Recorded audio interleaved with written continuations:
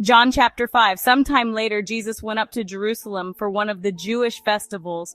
Now there is in Jerusalem near the sheep gate a pool, which in Aramaic is called Bethesda, and which is surrounded by 5 covered colonnades. Here a great number of disabled people used to lie, the blind, the lame, the paralyzed. One who was there had been an invalid for 38 years. When Jesus saw him lying there and learned that he had been in this condition for a long time, he asked him, "Do you want to get well?" "Sir." The invalid replied, "I have no one to help me into the pool when the water is stirred. While I am trying to get in, someone else goes down ahead of me." Then Jesus said to him, "Get up, pick up your mat and walk." At once the man was cured. He picked up his mat and walked.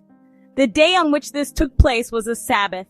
And so the Jewish leaders said to the man who had been healed, "It is the Sabbath. The law forbids you to carry your mat." But he replied, "The man who made me well said to me, 'Pick up your mat and walk.'" So they asked him, "Who is this fellow who told you to pick it up and walk?" The man who was healed had no idea who it was, for Jesus had slipped away into the crowd that was there. Later Jesus found him at the temple and said to him, "See, you are well again. Stop sinning or something worse may happen to you." The man went away and told the Jewish leaders that it was Jesus who had made him well. So, because Jesus was doing these things on the Sabbath, the Jewish leaders began to persecute him. In his defense, Jesus said to them, "My Father is always at his work to this very day, and I too am working." For this reason, they tried all the more to kill him. Not only was he breaking the Sabbath, but he was even calling God his own Father, making himself equal with God. Jesus gave them this answer. "Very truly I tell you, the Son can do nothing by himself. He can do only what he sees his Father doing, because whatever the Father does, the Son also does. For the Father loves the Son and shows him all he does. Yes, and he will show him even greater works than these, so that you will be amazed. For just as the Father raises the dead and gives them life, even so the Son gives life to whom he is pleased to give it.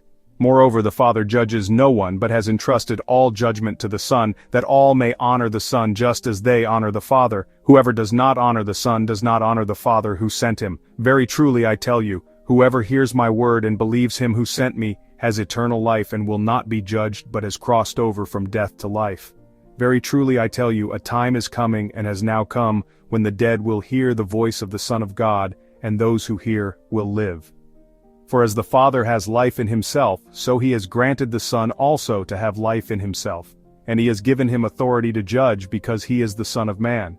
Do not be amazed at this, for a time is coming when all who are in their graves will hear his voice and come out. Those who have done what is good will rise to live, and those who have done what is evil will rise to be condemned.